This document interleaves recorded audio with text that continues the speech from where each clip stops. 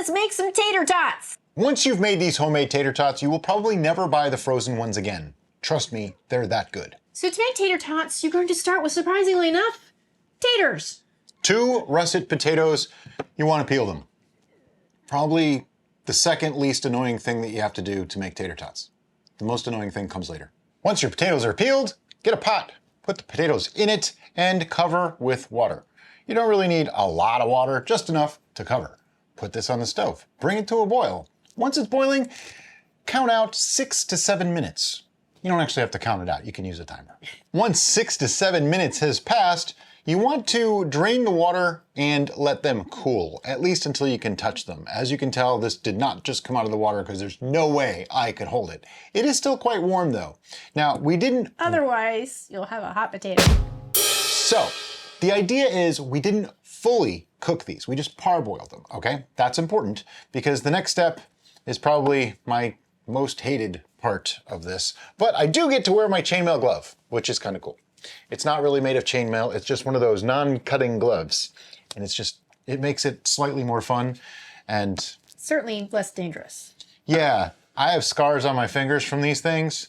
Can you use a food processor or some other way of processing this potato? Of course you can, and if you want to, go for it. I'm using this end here. It seemed to work when I did this before, so that's what I'm using. There are smaller ones. I don't know if they'd work better, but I have a trick for how to get the long strands into shorter ones. But now I have to grate 2 potatoes. Okay, after about 10 to 12 torturous, painful minutes of grating, I hate grating potatoes, but I didn't feel like getting the food processor out. After all that time, I have lumps of potato, okay? And they're longish pieces. So what I do is I just kind of run a knife through at about like 1/2 inch to 1 inch increments, just to kind of break up some of it. You don't want to make mush.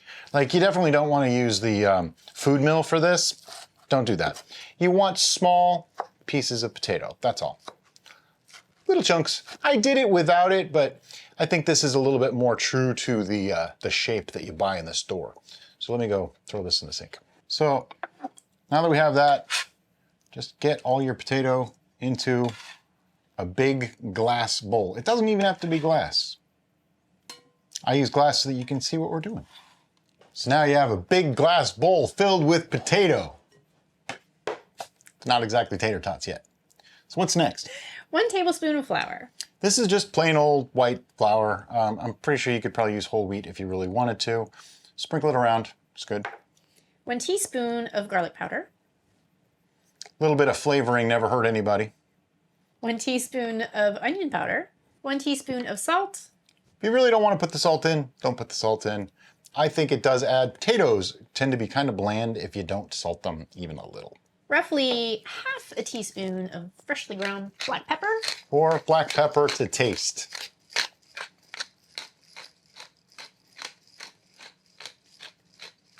Oh, wait. 1/2 teaspoon of dried oregano. Or the herb of your choice. I'm using oregano. It's kind of it seemed ubiquitous on the internet when people were doing this, but I could see thyme working really well, basil, whatever you like. Now you want to mix this up. I'm using a spoon to get it started, but ultimately you're going to need to use your hands. You know, like now. It just doesn't really work well with the spoon. So get in there with your hand. And it's okay to do a little bit of squeezing, but you don't want to like make mashed potatoes here. That's why if you overcook the potato, it will turn into mashed potatoes, which is good, but it's not tater tots. You want a little bit of the texture before they're cooked. Now, seasonings, you can add almost anything you want. You can add like chili powder to them, you could add cumin to them, you can make, all kinds of flavors. That's one advantage to doing them yourself, is you can make them however you want. All right, now that they're mixed. See, my least favorite part of doing this. Derica asked how annoying it was to make when I made them. This annoying. About that annoying. Okay, now what you want to do is make your tots. And if you had a glass of water handy, this is really easy to do and they won't stick to you as much. But if in the absence of that, I just kind of stick them in my fingers and I push like this, making that tot shape. Do they have to be a tot shape? No, I don't think it's that critical. Something like that. and then lay them out on a piece of parchment on a pan.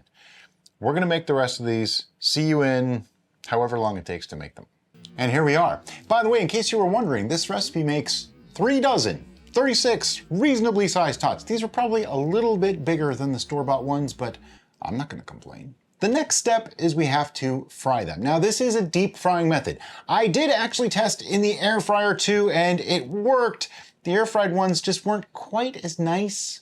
They tasted a little chewy, almost. Stale was the word that Brian used. I was trying not to say that on camera, but she's right. They tasted kind of almost stale. And there really isn't the right word, but the combination of the texture and the lack of the dried out the yumminess outside. that frying gives was what was there. Right, now you can use the air fryer to re-cook these after they've been cooked, but let's get to the frying. So deep frying would probably be the best way, but I find that to be very wasteful, so I just pan fry. So what I have here is a pan with a little bit of oil in it. You can see heated to 350 degrees, and I'm just dropping them in. Notice the clock-like orientation. That's intentional. That way I remember which one I put in first. All right, so I got them all in the pan. Let them go for like a minute to a minute and a half on each side. And then you want to get in there with a spatula or something. I'm using this little teeny tiny guy here. And I'll just flip them once they're ready, once they start turning a little bit brown, but they're not quite ready yet. So something like that is what we're looking for on the bottom. And yeah, I know I'm going out of order, but you know what? The ones in the middle seem to be cooking faster than the ones on the outside. So that's the way we're doing it. And you just want to flip them all over and keep going around and around until everybody's browned on all sides, something like that. Non più tra I farfalloni amoroso, notte giorno di torno girano, delle belle... Okay, we have tater tots. Now, they may look a little bit not shaped exactly the same as the commercial ones. These are handcrafted. Yeah, that's right. These They're are handmade. artisanal. But, I mean, I'm gonna try one. It's gonna be really hot. No? You just came out of the Yeah, I don't fryer. care. It's kind of hot. See? I'm gonna let them wait. But I know what they taste like already, because I cheated and I had some already. When? When you made them the first time. Oh, these? Or Wow. the testing batches. Yeah, she got to taste the testers. These are really good. You can probably eat one. But if you look at them, they look very tot-like. Because they should. Because they're tater tots.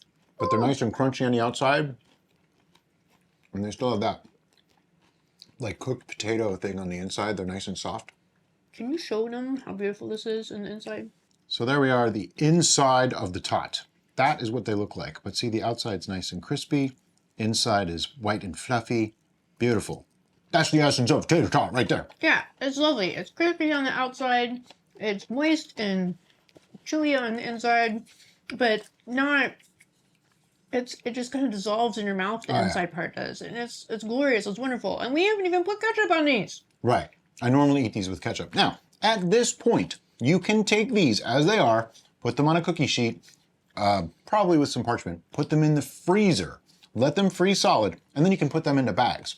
To reheat them, cook them just like you would the others. You don't need to cook them quite as long though. An air fryer works great for that. Yeah. You can bake them in the oven. Yeah. They're gonna come out wonderful because they've already been fried.